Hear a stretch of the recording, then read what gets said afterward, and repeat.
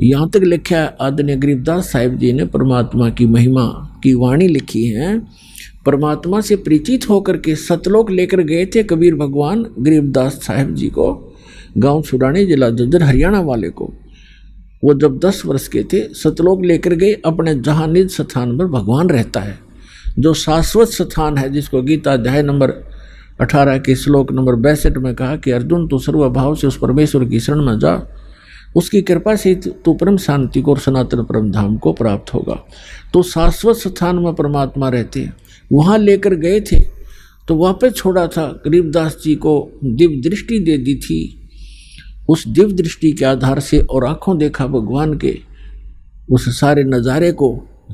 गरीबदास साहिब जी ने एक ग्रंथ की रचना की जिसको गरीबदास ग्रंथ कहते हैं। जैसे तुलसीदास जी ने लाखों वर्ष पहले घटी घटना रामायण को अपने शब्दों में लिपिबद्ध कर दिया, चौपाइयाँ अपने हिसाब से बना दी और कथा यथार्थ है।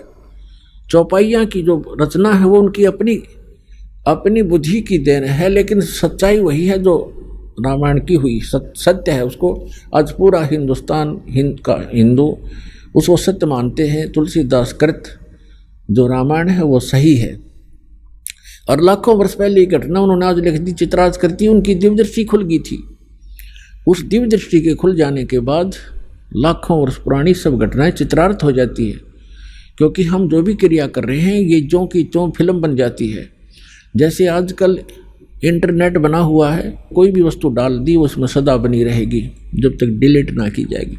ये तो एक कच्चा सिस्टम है उस परमात्मा के ओरिजिनल सिस्टम के सामने। तो परमात्मा की ये समझ लो सारी एक यूट्यूब है और ये सारा कुछ ब्रह्मांड उसका इंटरनेट है, इसमें सदा रहती है एज इट इज।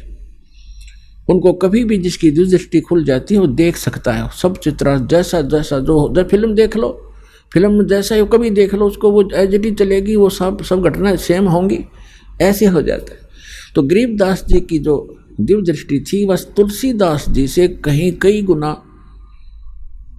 श्रेष्ठ थी, ज्यादा क्षमा वाली थी, ज्यादा क्षमता वाली थी। तो गरीबदास जी ने ऐसे ही अपने भगवान कबीर परमेश्वर की महिमा